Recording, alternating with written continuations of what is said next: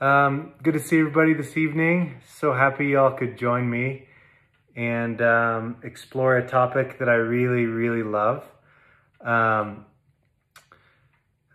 with me in the first couple of minutes here while we get adjusted. We had some kind of technical difficulties, so I'm kind of getting settled as we arrive here. And this particular topic is one that I really love. Of course, Zen and tea have an extraordinary history together. There's a saying, I think it's Ichan Iwe, which is Zen and tea, one flavor.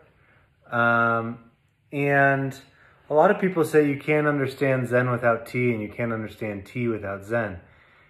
There are lots of stories historically of Zen Buddhist monks being sent from Japan to China to gather teachings and scrolls and lessons in traditional Chan Buddhism from China, and coming back with teapots and kettles and cups, and the abbots of these Zen monasteries saying, "We sent you to get Buddhist teachings and you came back with all this tea and teaware, like what's going on?" And their response was, we were taught that in order to understand Chan, or in order to understand Buddhism, we must also understand tea. Or to understand tea, one must understand some basic principles that come out of Buddhist thought. So this exploration is largely the ways in which Zen has influenced art, and how a particular perspective, a view that is purported or shared through Zen practice is essential to understanding Japanese aesthetics and Japanese art. And really it's central to understanding Chanoyu, that literally means leaves in hot water. But Chanoyu is the same as Chadao, which is the way of tea. So understanding the Japanese way of tea really goes hand in hand with understanding Zen. And, one of my primary teacher, Wuda, has written a book called Zen and Tea, One Flavor, which is a beautiful book on this topic, and one I highly recommend. And so the way I want to start tonight is, as we usually do, is with 3 cups of tea in silence, to let everybody let go of the day, let go of whatever else they might be doing, just to be present together and share the space together for an hour and 15 minutes. It won't be too long. This assumes that I can observe a Zen tenet, which is single-minded focus, and not go off on too many tangents during this chat. I'll try to keep it pretty focused. Originally, we were saying that this talk was going to explore the 13 tenets of Zen as it relates to tea. And as I went back and looked through notes and writings and books and things to think about what I wanted to share tonight, I realized going through that many tenets, any one of these tenets, which you'll see when we get into it, you could talk about for like a lifetime. So trying to do that many felt really excessive. And so I'm going to go over 6 tenets, and this will be a part 1, and then I'll do a part 2 at some point and cover the rest of them. Because I feel like it's kind of irreverent, which would also be Zen, to be a little bit irreverent, not too much. To be irreverent or cheeky, but to do it with discipline, care, consideration, and skill. But I felt it would be irreverent to try to cover all of these topics in one sit. So I kind of pared it down a little bit into some that I feel are essential and a good starting place, and then we'll go into the other 7, maybe next week or sometime in the next couple of weeks. So thank you so much, everybody who came this evening and decided to spend some time on a Saturday evening with me from wherever you're calling in from. I hope you have a kettle of water ready and some nice tea. I am drinking a Japanese green tea, which makes sense given the topic. I was considering doing matcha or teme whisked tea, but it's really involved and it requires a lot of focus, and it takes time. So I felt like trying to combine whisked tea prepared properly, while also giving a talk was just like too much to do. We will do a whisked tea ceremony at some point, but for now I'm just drinking some nice simple leaves brewed in a kyusu, which is a Japanese side handle pot. More on all that later. So this is a tea. The tea I'm drinking is one that we carry. It's called Return to Spring. It's a Qingming ceremonial grade tea. And you can see these beautiful little green leaves. I don't know if you can see those very well. But it's one of my absolute favorite green teas. It's really quite special. And at this time of year, when it starts getting warmer out, we start bringing out green teas and lighter oxidized red teas and oolongs, and we start getting into lighter teas that are more appropriate to the season, which is part of living seasonally, aligning with the season. And in the seasonal tea club, I almost always send out in the summertime a really nice green tea, a matcha or another light green tea. So this Return of Spring is probably our favorite green tea that we carry. And I was really happy to find it and also find out that I could get more of it. So if you want to explore green tea, it's a really nice place to start. And with green teas, we tend to brew them a little bit lighter, meaning lower water temperature and short steep times. And the reason that that's important is because otherwise green teas can come out quite bitter and turn people off from green tea, which is really beautiful. Green tea with short steepings in cooler water, it really evokes a central aesthetic in Zen, which is evanescence, impermanence, meaning be present to this moment, because this is the only real moment, to bring a fresh mind, a clear mind, and an attentive mind to each moment of our lives. And so green tea has this beautiful aroma and flavor that comes and goes. We say it comes and goes like a dream. And so it captures the aesthetic and the beauty and the philosophy of Zen very nicely, which is why green tea's always been a tea that you would drink whenever you visit a Zen monastery in some part of the world.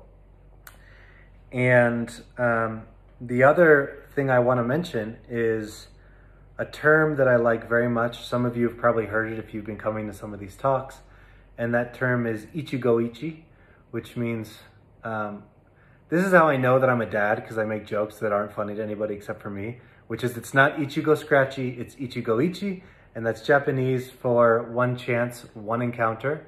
And what it means is, even an example of it is, even if we all come back here next Saturday night, we wear the same clothes, we eat the same food, we do the same thing all day Saturday, we even talk about the same topic, and I read it off a piece of paper, it's still going to be a unique and new experience.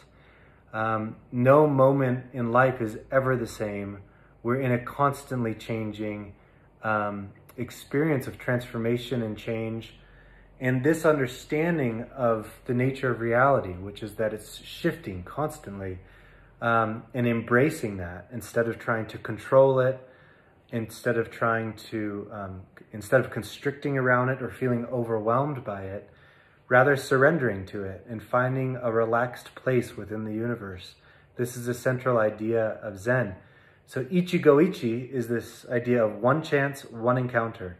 And what it means is always be ready for what might happen in that moment.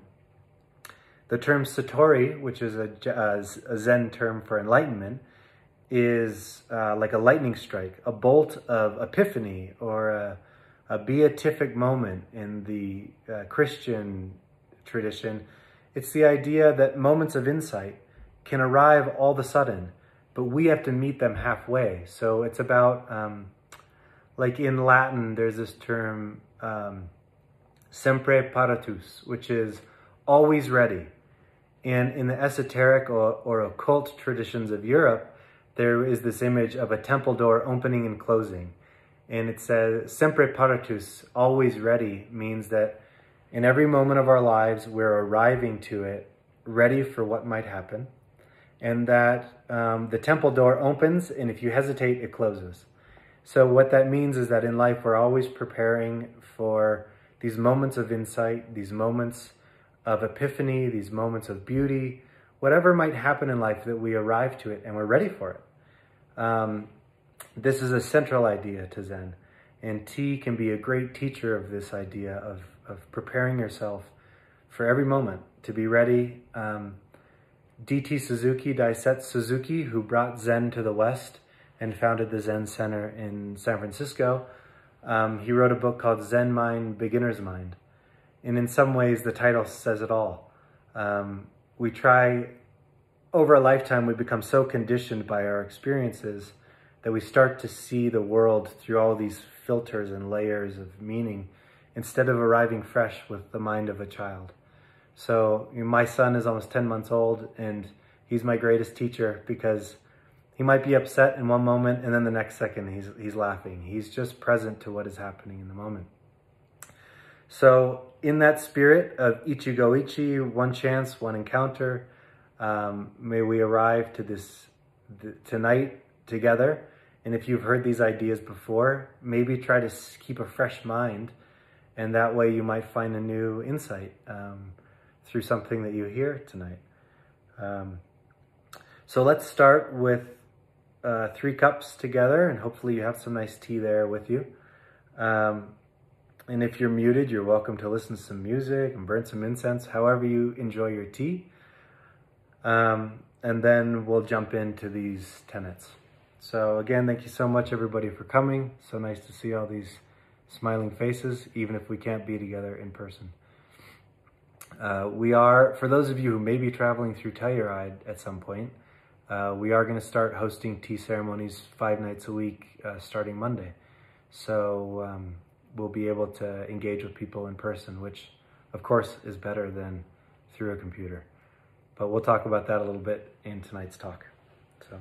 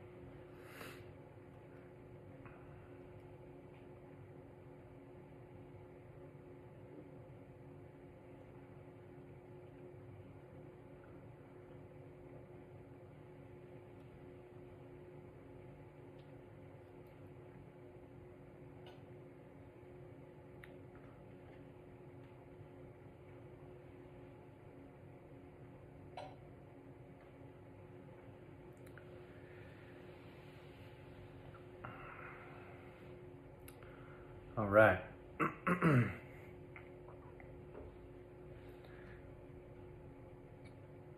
gonna pour one more cup.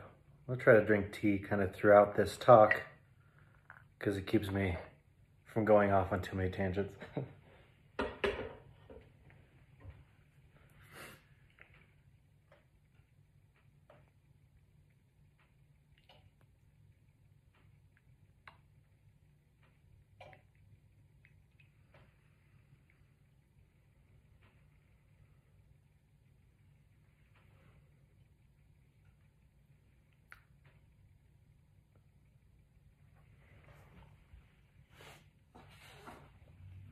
So I've got some notes to kind of draw from here, again, to keep me focused. Those of you who've come to some of these chats may have noticed that I tend to get distracted relatively easily, and maybe that's why I like Zen so much, because it's intended to bring you back to a real center point of focus, a discipline, and it has certainly helped me in my life to develop more focus.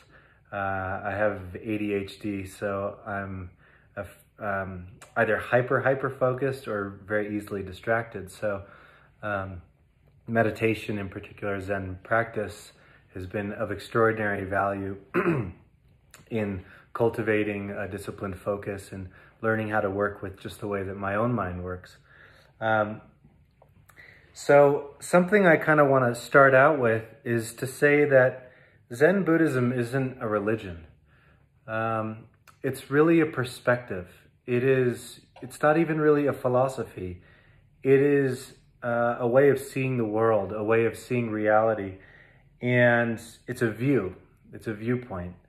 It's non-dogmatic, and it's not even really a philosophy. Part of the reason that Zen will always be alive, it will always thrive, is because it's not dogmatic, it's not codified, it's not, it is about the vivification and the aliveness of every moment of existence.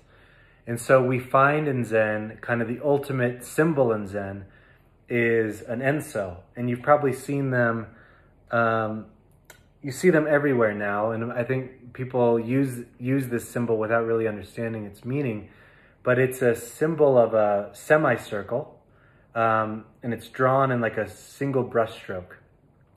And this is a symbol that captures Zen so beautifully. It represents supreme enlightenment, but it also represents minimalism. And this is the beginning of Zen Art, so this is a good place to start. There's a practice in a lot of Zen monasteries of taking, a calligraphy brush and dipping it in the ink. And a lot of the monks will do this every morning, and in one breath, so an inhalation and exhalation, they draw this circle.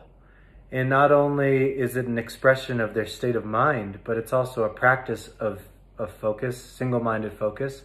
And it also captures the entirety of the teaching of Zen. And so you can think of it as a boundary, as a border. But the border isn't complete, meaning the circle, if you think of like Ptolemy or Plato's perfect form, it's a circle. Whereas in Zen, the circle's incomplete. And this represents the idea of the perfection of the imperfect, which is central to wabi-sabi, Japanese aesthetics. This idea of the perfection of the imperfect is a celebration of nature and a celebration of life. In life, we're all fragmented and beat up by life, and we have shadows and we have things that we try to hide and an egoic stance, and we try to appear a certain way. And in a lot of ways, that's disingenuous. It's not true and authentic to who we are as people. It's also not true to nature.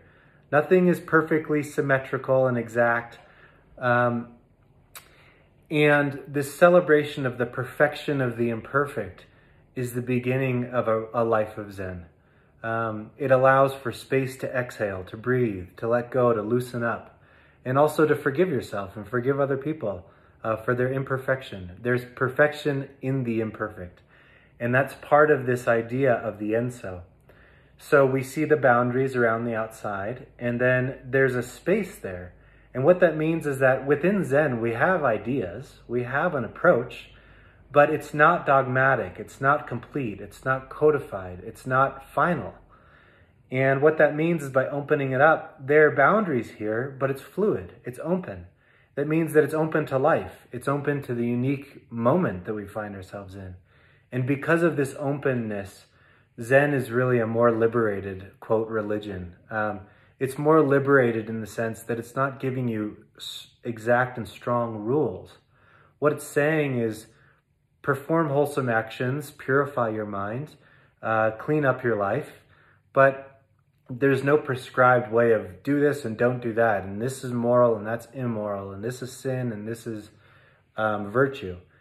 It's saying, let's work on ourselves, and let's also cultivate a perspective that allows for tolerance and compassion and to see life through a certain view. So, you know, the Buddha said, use awareness, reflection, and meditation to explore this view. And this is the first place that I want to start this talk from, which is a term called Ehipassego, which we say in the Buddhist Tipitaka, which is the 3 baskets of the Buddhist teachings. I've been told that this is the most common phrase in it, Ehipassego, which means come and see, come and explore for yourself. And this speaks a lot to the Buddhist approach to art, the Buddhist approach to life, the Buddhist approach to the Buddhist path, which is come and explore it for yourself and see, are these ideas true in your life? Is this how the mind works? Is this the way that life is? Is this your understanding of reality? And if it's not, that's fine. There's no judgment here. There's a beautiful book called Come and See for Yourself, The Buddhist Path to Happiness by Aya Kema. And it's based on this concept of a liberated, open tradition or path, which is come and see for yourself. Come and explore these ideas. If an idea or a philosophy doesn't resonate with you, then it's not worth following. But something happens if you actually sincerely explore that idea or those concepts, which is you get to know yourself better. How do you actually see reality?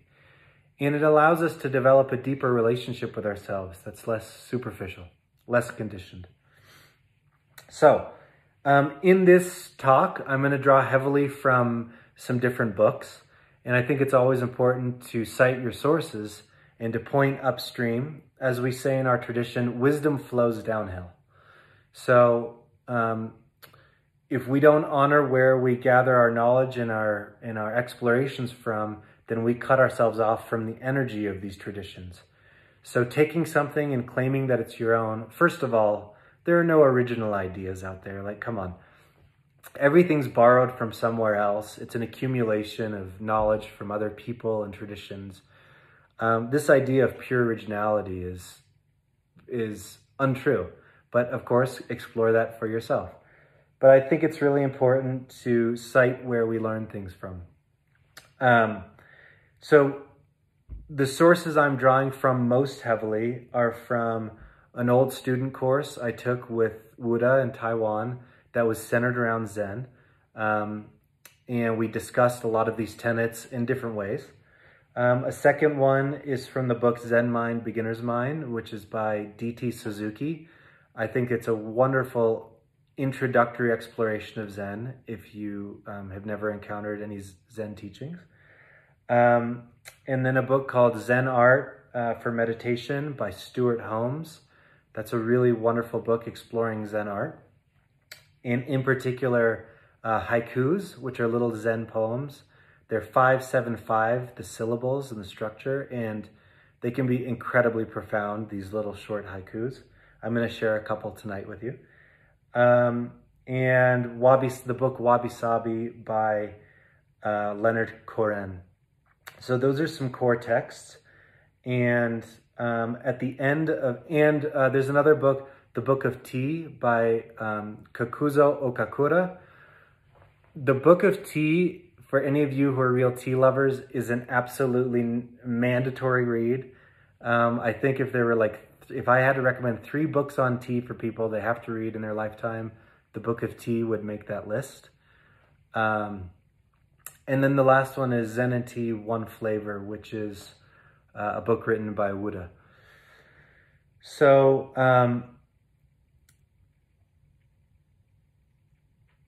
that's kind of where I want to begin. And there's a quote from the Book of Tea that I just mentioned. He calls Kukura, or Kukuzo calls Chinoyu, which literally means tea and hot water, or the tea ceremony in the West, a religion of the art of life. And I think that's such a beautiful way of describing Zen art.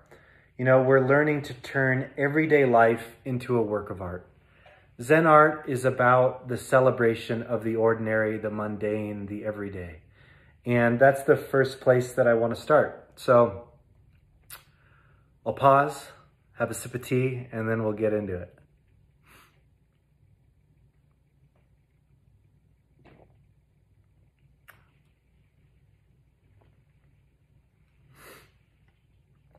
And at the end of this talk, I'll also pull out a couple other books that are great references if you want to explore this topic deeper. So the first tenet is everyday life, like I just said. So the realities of life are most truly seen in everyday things and actions. Where else would you find the reality of life than in life?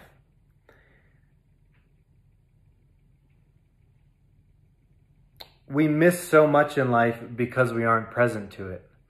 So a very central tenet of Zen, which is also central to Zen art, is that the miraculous in life can be found in everyday moments. And this will start to unfold as we get into this. But even the simple reflection that we're literally made up of stardust, and that there's nobody else like us on the entire planet, or not like us, there's nobody exactly like us on the whole planet. We are each totally unique beings in our own right.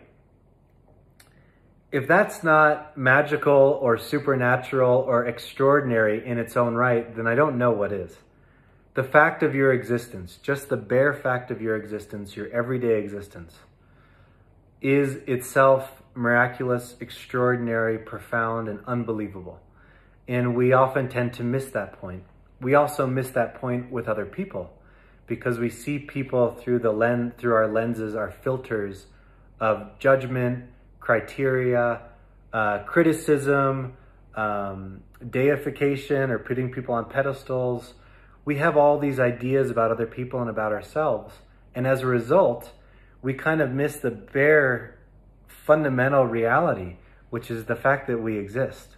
And that is an extraordinary, extraordinary thing. And for a lot of people, they go, well, yeah, duh, like that's so obvious, you know? But do we really live our lives from that place? So cultivating a Zen mind is cultivating a reality that everyday things are unbelievable.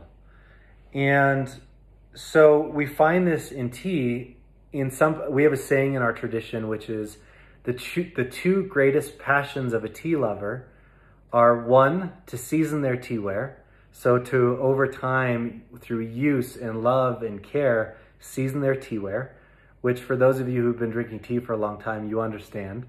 You know, a little zisha pot gets softer, the clay gets softer and softer with the oils from our skin, and it starts to feel like human skin, the outside of a clay pot, or a certain sheen to something.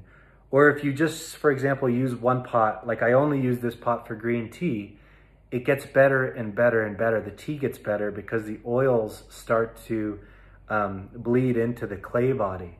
And so if you're drinking really good green tea, then one session starts to affect the next one over time. So this first idea is seasoning your teaware. And the second one, and of course that's through everyday use. So it comes back to this idea of everyday life. What could be more ordinary than drinking tea, right? That's an everyday activity. But by doing it with heart and mindfulness and attention, you elevate an everyday activity to something sublime or numinous or extraordinary. So really, this first principle is about finding the extraordinary in the ordinary. You know, the way that light comes through a window in the morning when you're drinking tea, or the way that incense curls and dances.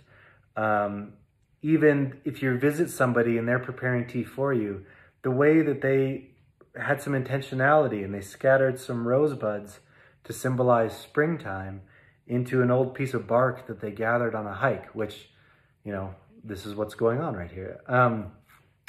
Observing the ways that people put care and intentionality into the things they do for others, and the way that you put care and intentionality into the little things that you do. All of these moments of everyday life are what make moments extraordinary. And so Zen is really a celebration of the extraordinary in the ordinary. So I said there's two great passions of a tea lover. One is to season their teaware, and the second one is to repurpose non-tea items and turn them into tea items. And this gives those items meaning. So this piece of bark, which I found a couple days ago on a hike with Jade and our dogs and our son, we came across this tree and a lot of bark had fallen off the tree. And then it had been bug bitten. So I'll show you this just because it's pretty. I'm ruining my chashi here.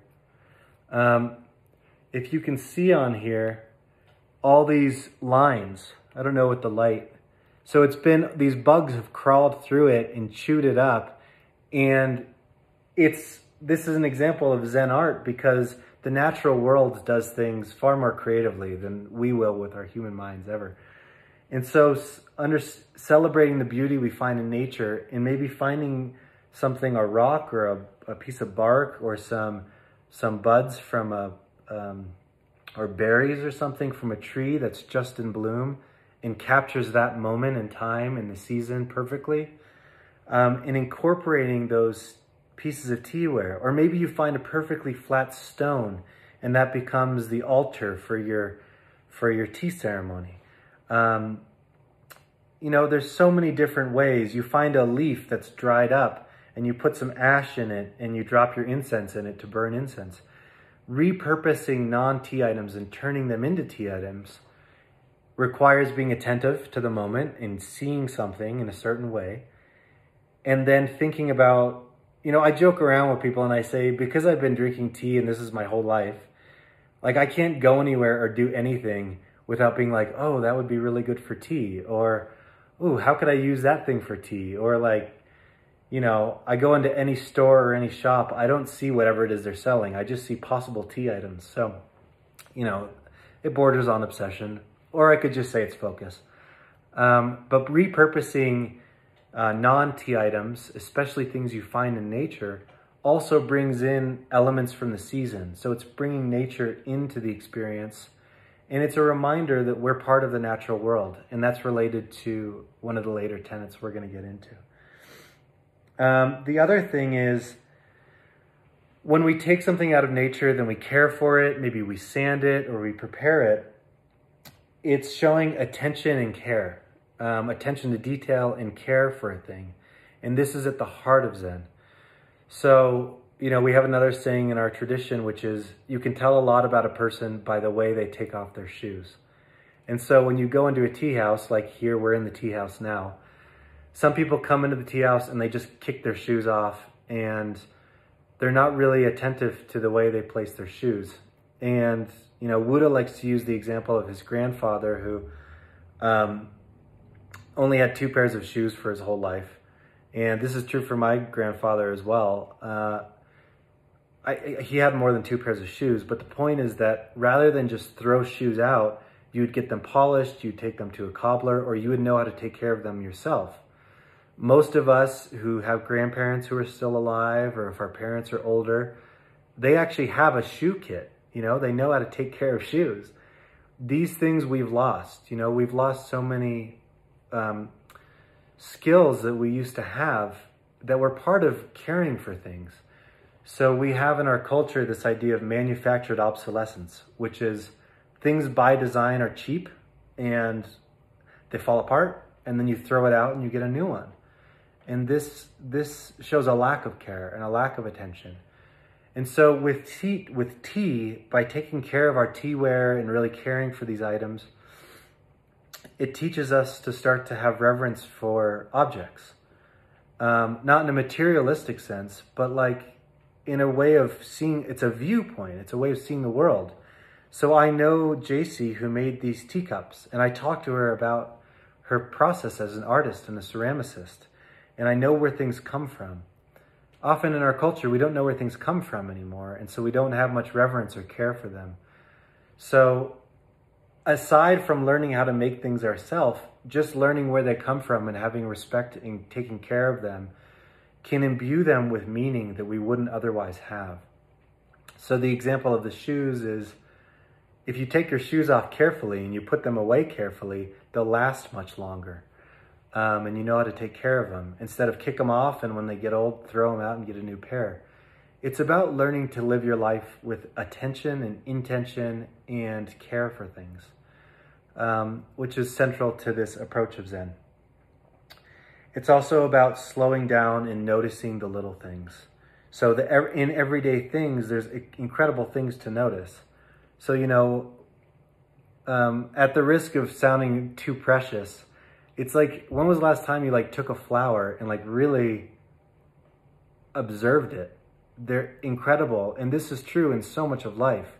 Looking at the grains in a table, you know, just waking up to the moment and seeing in everyday moments, we're surrounded by extraordinary beauty, but we miss so much of it because we're living in our minds in the future or the past, somewhere other than here in this present moment.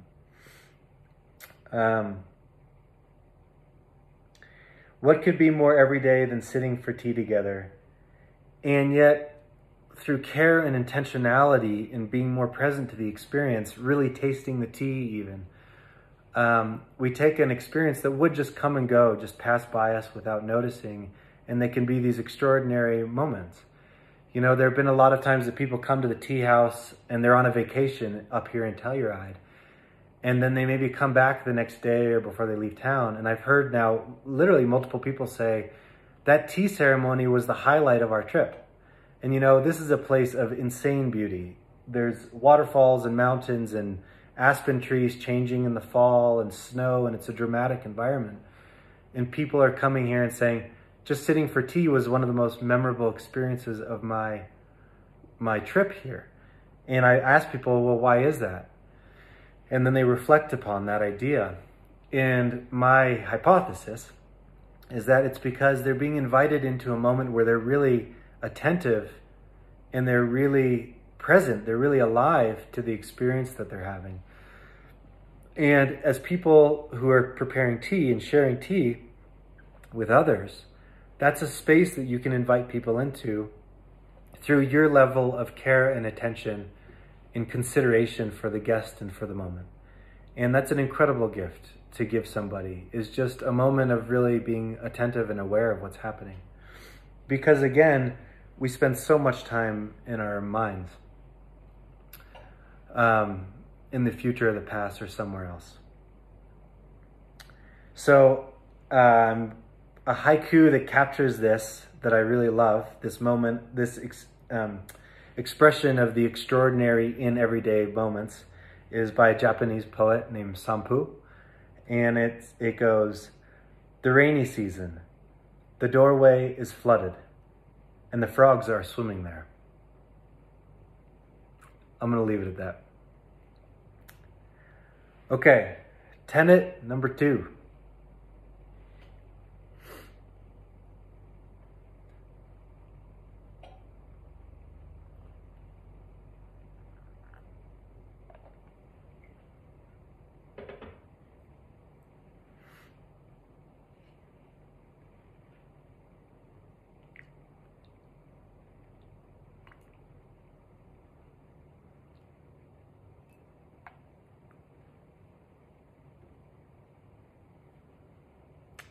Tenet number 2 is, everything exists according to its own nature. Our individual perceptions of worth, correctness, beauty, size, and value exist inside our heads, not outside them. So I'll say it one more time. This is about perception. Everything exists according to its own nature. Our individual perceptions of worth, correctness, beauty, size, and value exist inside our heads, not outside them. So our perception of value is totally subjective. And, one saying we have in our tradition is, if you take 20 grams of simple plantation tea and you take 20 grams of 30-year-old aged antique pu'er tea that's extraordinarily expensive and rare, and you throw both of those leaves, handfuls of leaves, into the forest, now you've got 40 grams of fertilizer. So the value of that tea is impermanent, subjective, and it's just a matter of your perception of value. Who determines value? That's a question to really sit with. Who determines value? What is truly valuable? So, would you rather $20 million or a glass of water? If I asked you that question. That all depends on context. Again, this is a question we have in our tradition. That all depends on context. A man who is dying of thirst, that glass of water is going to be a lot more valuable than the $20 billion or $1 million or whatever. So again, context determines the value of something. And there's a central concept in Buddhism, which is impermanence. Impermanence of experience, impermanence of thoughts, impermanence of our identity. We don't have a fixed identity. It's constantly flowing and changing. We are impermanent fundamentally. Impermanence of life itself is, sometimes when you see somebody who's very upset about something, and I wish I had a little elf or something that I could sit on my shoulder and that would follow me around to remind me of this when I'm getting really upset about something, or I'm, stressed out, or I'm in a rush, or I'm, worried about something. And I wish that little elf would whisper in my ear, don't worry about it. This all ends, or this all changes, or, this too shall change. Because impermanence at the macro level is a matter of mortality, meaning that our life is impermanent. We're not here forever. And, when we talk about the debts we carry, or the relationships we bungled, or the business that's not doing great, or whatever it is that we're having a bunch of life drama about, if we can remember in the back of our heads, this is not permanent, it will change. The fact that all of you are sitting here right now is proof that whatever that life and death thing that you were going through last Tuesday was happening, you came out on the other end, you're doing okay. We're just sitting here on a Saturday night chit-chatting about Zen. But when we're in the moment, and the amygdala and the reptilian mind and the, fight or flight response is fired up, we lose track of the bigger picture, and we get very identified with whatever emotion we're feeling, and we think it's the end of the world, or it's definitely worth yelling at this person right now, or some benefit is going to come out of hurrying a lot in this moment.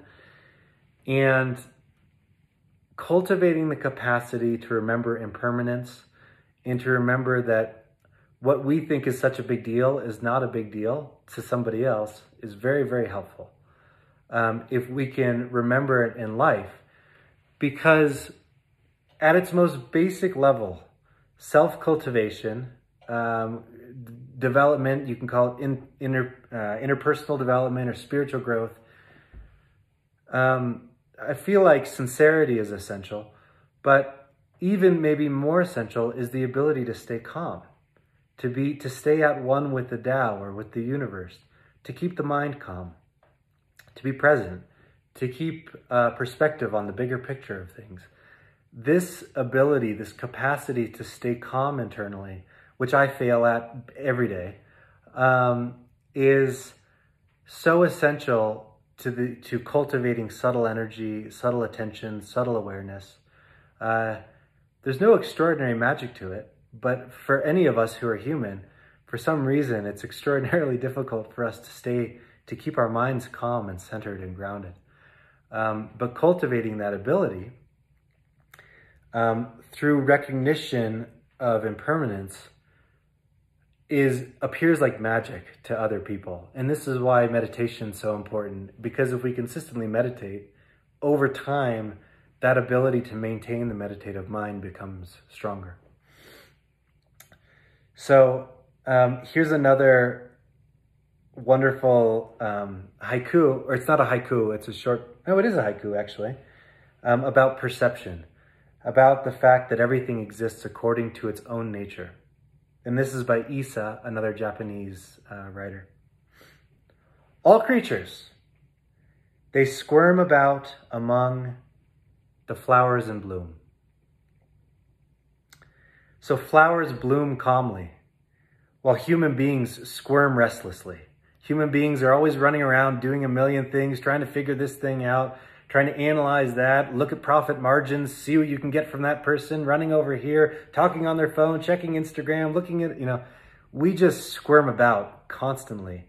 Whereas in nature, look what nature achieves, walk into a forest of aspen trees, or walk in the mountains during the season when all the wildflowers are in bloom.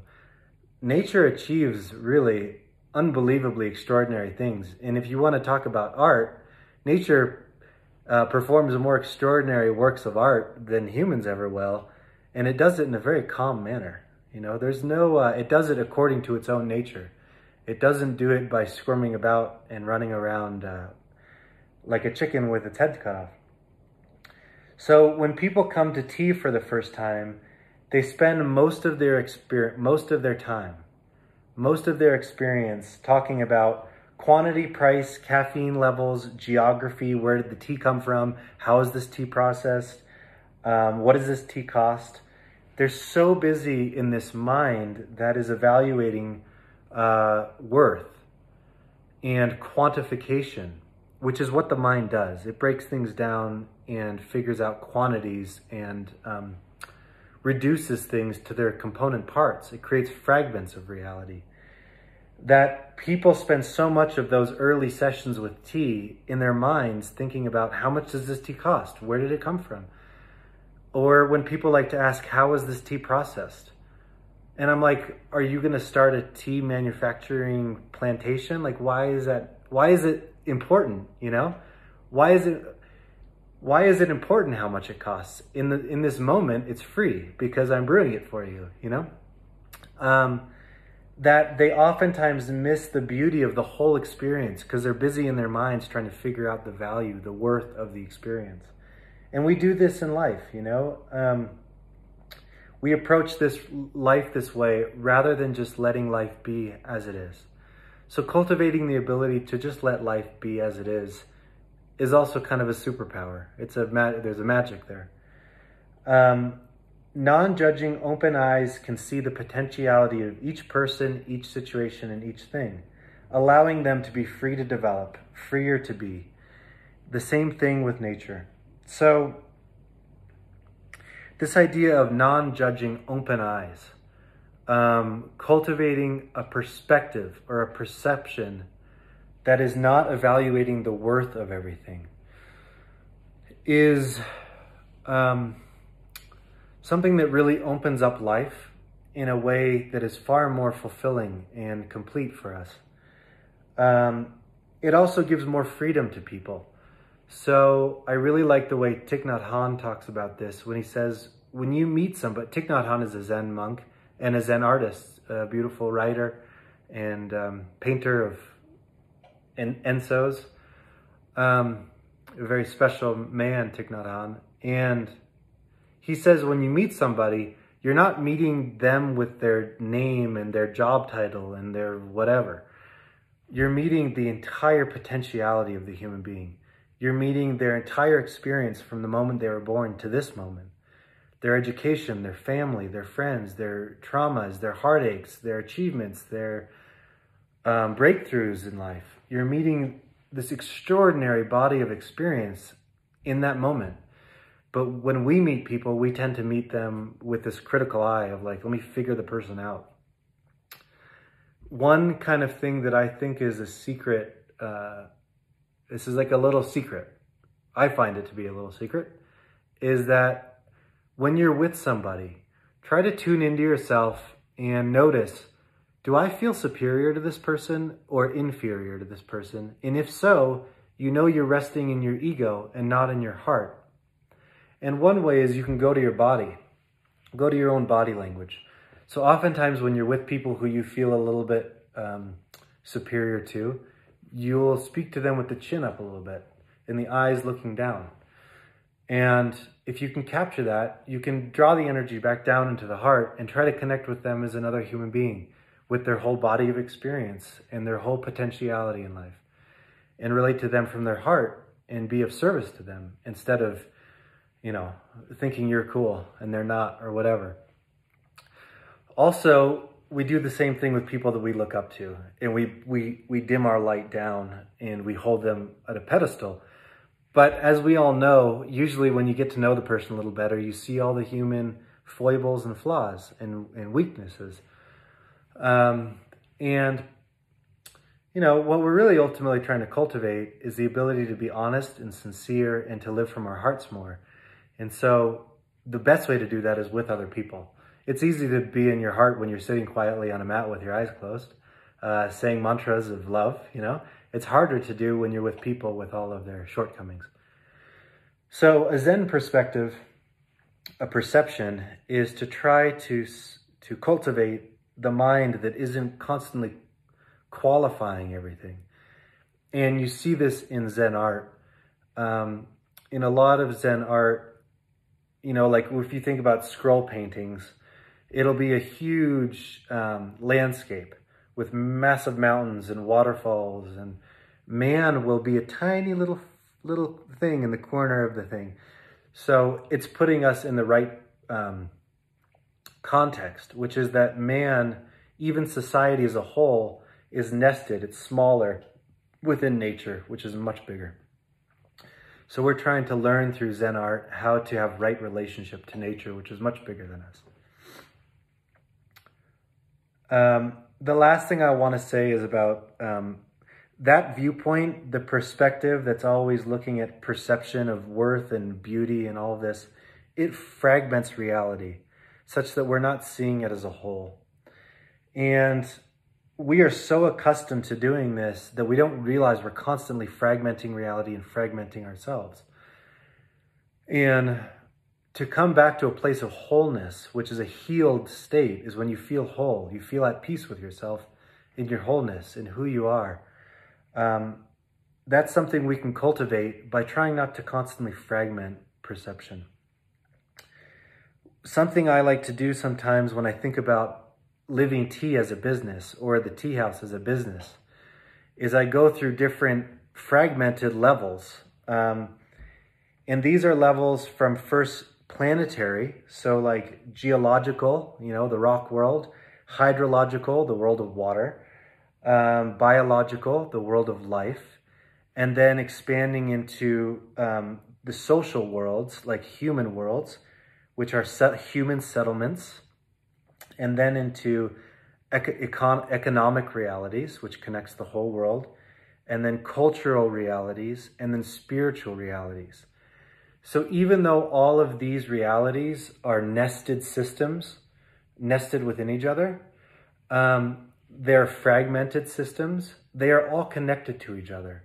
So something we're really trying to do with Living Tea, with the tea company, is try to understand how everything we do as a business is, how can it be contributive to all of these systems, holding them all together, a regenerative business, instead of one that's extracting value from the earth, the tea leaves, extracting value from employees for their work, extracting, from our customers.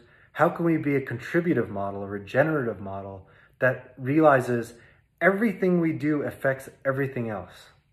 That is so essential, and that leads us into, and you can think about, how do your actions in life affect all those different levels of reality? Or if you have a business, how can we get into a mindset that's contributive instead of just extractive? Unfortunately, capitalism, which I think there are some wonderful aspects of capitalism, But for a lot of people, it's not a regenerative model, it's an extractive model. It's how do we extract as much profit, as much value, as much time, attention, money, whatever, out of the world and out of life. And it doesn't acknowledge that we are part of a whole system. And that system is part of bigger systems, the universe. So trying to come into a mindset that takes a bigger picture can be helpful in living a more fulfilling life and recognizing everything is interdependent fundamentally. So that leads us into the third precept, which is existence. I'm going to sip this tea and then brew one more cup. Would you mind turning the heat on? Blast it like 880 maybe? Just until it warms up in here a little bit. So it was snowing out earlier today. It's springtime keeps thinking we think springtime's coming and then another snow comes. So it's rather cold in here at the moment. So we're going to heat it up a little bit.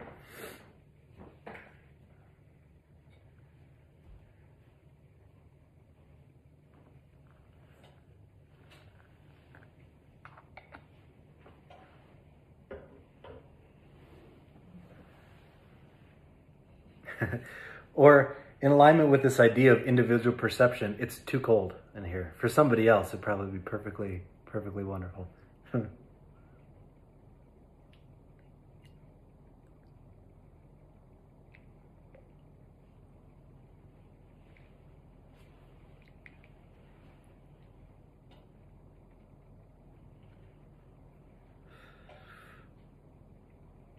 Okay. So the third precept is existence. Everything exists in relation to other things. The more we allow for the relativity of perspective, the more we create space for relational reality. So in this last one, we were talking about perception. And in this one, we're talking about relationships. So everything exists in relation to other things. The more we allow for the relativity of perspective, like we talked about before, everything is relative. Perception is relative. For me, it's too cold. For somebody else, it's too hot. For one person, a carrot's delicious. For the other person, they're disgusting. It's all relative. Perspective's all relative. The more we allow for relativity of perspective, the more we create space for relational reality. So this idea that everything exists in relation to other things. There's a wonderful saying I read somewhere, I wish I could remember where, which is, the poet looks at a piece of paper and sees the tree. The Buddhist monk looks at a piece of paper and sees the whole universe. So this is this idea that everything that exists only exists in relation to everything else. Nothing can exist without everything else existing. And now I realize this is getting into some deep territory. But let's see if we can explore it a little bit. The salt of the sea is in our blood. The calcium of the rocks is in our bones. The genes of 10,000 generations are in our cells. When the sun shines, we smile. When the winds rage, we bend before them. The blossoms open and we rejoice. The earth is our home. The cause of everything is everything else. So this is about cultivating a relationship to reality that recognizes we are not some solitary ego that exists independent of anything else. When we breathe because of the trees. When we wake up and we fall asleep, so does the rest of nature and all of reality. In one tradition, I remember reading somewhere that the day and the night are the inhalation and the exhalation of nature on the planet, which of course the planet is spinning. So there's a constant inhalation and exhalation of life, waking up and falling asleep throughout the course of a year as the earth spins around the sun. When you drink tea, when does the tea stop being tea and start becoming you? At what point does that happen? We live so much of our lives with illusory, made-up boundaries. We just make them up. You know, even when you look at land, it's arbitrary, or boundaries between countries. These are arbitrary, made-up landlines. And we know that because they change constantly, right? Birds don't observe, you know, the border between Canada and the United States. They're not like, oh, we're in Canada, eh? You know, they just live freely. And even though we have to live by certain order that's imposed by the society we live in our minds we can live without so many boundaries. So the mind, like we talked about in the last precept, the mind wants to separate everything, but it's not so simple.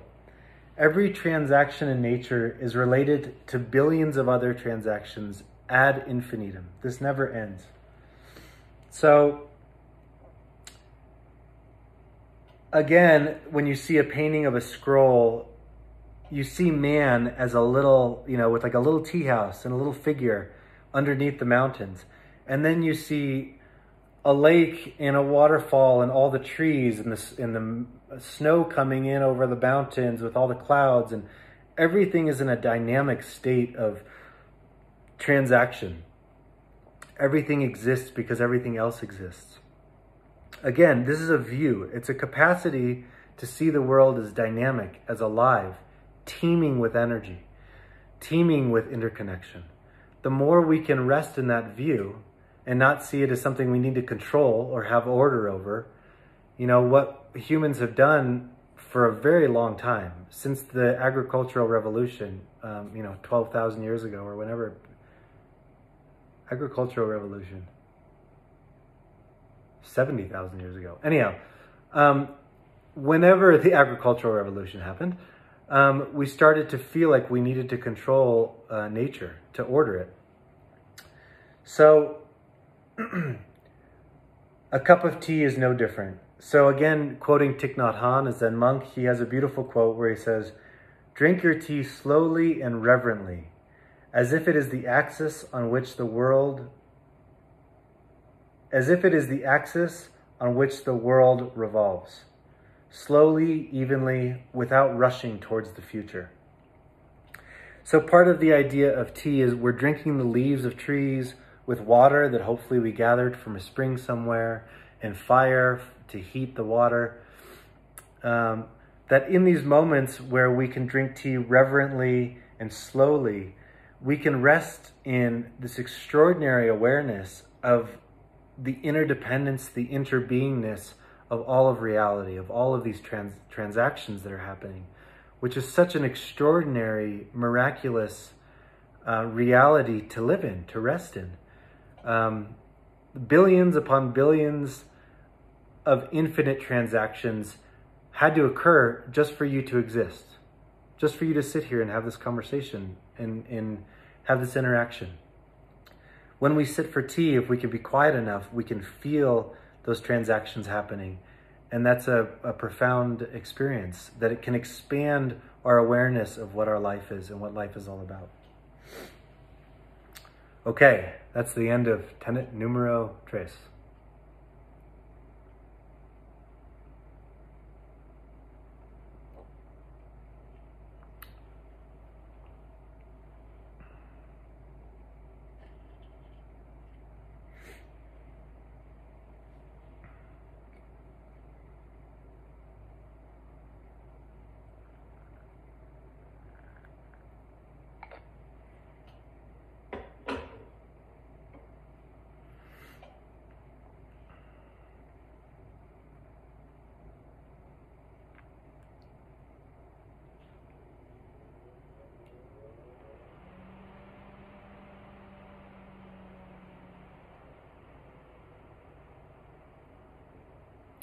All right, tenet number 4 is about the self. So, the self and the rest of the universe are not separate entities, but one functioning whole. So this is a very central tenet of Buddhism in general, which is anatta, which is non-self. It's not the negation of self. It's to say that the self, this self, that we have a name and a job title and certain activities, is illusory. It's illusory in the sense of a fixed identity, with a social security and a bank account. And there is a self on a relative level. There is not a self on a permanent level. And what that means is man is a process. We are constantly evolving, constantly changing. In some cases, we are devolving. But we are in constant state of change, a state of impermanence. But we take ourselves so seriously that we sometimes get deluded by greed and anger and lust or self-serving things. It's about me. Our experience is about me. It's about defending my stance, defending my opinion. There's a wonderful saying in Taoism, which is, easy is the road for one with no preferences. So if you're not constantly asserting your ideas about, I want it to be this way, it should look like that, it's too hot, it's too cold, it needs more salt, it needs less of that. This constant self asserting its needs and its opinions and its wants and its desires is the source of an extraordinary amount of suffering.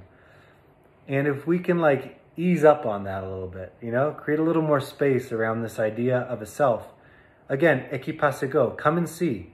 Is this self a permanent thing, or are they opinions? Do we just have a lot of opinions? And where did the opinions come from? Maybe those were conditioned into us from our parents or society or somebody else. Somebody was giving me some shit recently about having long hair because I just stopped cutting my hair at the beginning of COVID. And I said to them, again, this perception of value or worth or beauty is subjective and made up, like we talked about earlier. There was a point in time where having powdered wigs that hung to here was totally cool for guys, giant powdered white wigs. That was hip. And I was like, so who says that, long hair, short hair, tall, fat, skinny, whatever it is just made up. And so if you can let go of this idea a little bit and just be true to the true self, be true to who you actually want to be, it can be quite liberating. We often spend so much of our lives living according to how we think we should look, think of how we think we should act, of what we should do with our time and our lives, that we rarely really get in touch with our core. What do you really want? How do you want to spend this precious life, this precious time you have? How do you want to spend it? Who are you really? What do you really want? We have to let go of caring what other people think. If you can't let go of what other people think about you, how can you live a genuine, authentic life? You're living a life according to what you think you should do, think, act, say, according to what you think you're supposed to do based on made-up ideas. Letting go of a lot of that can be a very liberating experience. It's not to say be disrespectful, It's just to say stop worrying what people think about you. It's not important. It doesn't matter. And the next step is stop worrying about what you think about yourself. That's also not true either. It's made up. These are ideas that we have in our minds. So here's a beautiful quote. Again, the self and the rest of the universe are not separate entities, but one functioning whole. So this is a quote from Albert Einstein. I think he was secretly kind of a mystic. Everybody thinks he was some square, but he has some quotes and some things that I read that he was switched on to some really wonderful ideas. So I'm going to share this quote because I think it's very nice. A human being is part of a whole called by us universe, a part limited in time and space. Man experiences himself, his thoughts and feelings as something separated from the rest, a kind of optical illusion and delusion of his consciousness. This delusion is a kind of prison for us, restricting us to our personal desires and to affection for a few persons nearest us. Our task must be to free ourselves from this prison by widening the circle of compassion to embrace all living creatures and the whole of nature in its beauty. Nobody is able to achieve this completely, but the striving for such achievement is in itself a part of the liberation and foundation for inner security. The Eastern corollary to this is a quote by Dogen. Dogen is kind of the patriarch of Zen Buddhism. He says, to study the way or to study Buddhism is to study the self. To study the self is to forget the self. To forget the self is to be enlightened by all things. Again, it's the recognition that we are part of a whole. We are not a separate entity that's separate from everything and everybody else. When we're totally present brewing tea for other people or for ourselves, the lines between the self, the host, and the guest, and the tea, the trees, and the moment, it all becomes to blur together. There's kind of a dreamlike quality that happens when these layers of self, layers of identity start to drop away. And that's often why you get the warm, fuzzy feeling. Those of you who know what I'm talking about know what I'm talking about. When you brew tea with other people, we tend to drop these layers of identity and just feel, oh, we're connected here. And it's an incredibly wonderful experience. I was brewing tea on a retreat in Italy one time, and a woman said to me, she came every morning to these tea ceremonies, and she got emotional during the last one. You know, she was crying, and she came to me afterwards and she said, I don't know why I get so emotional during these tea ceremonies. What do you think it's about? I feel a melancholy, kind of a sadness.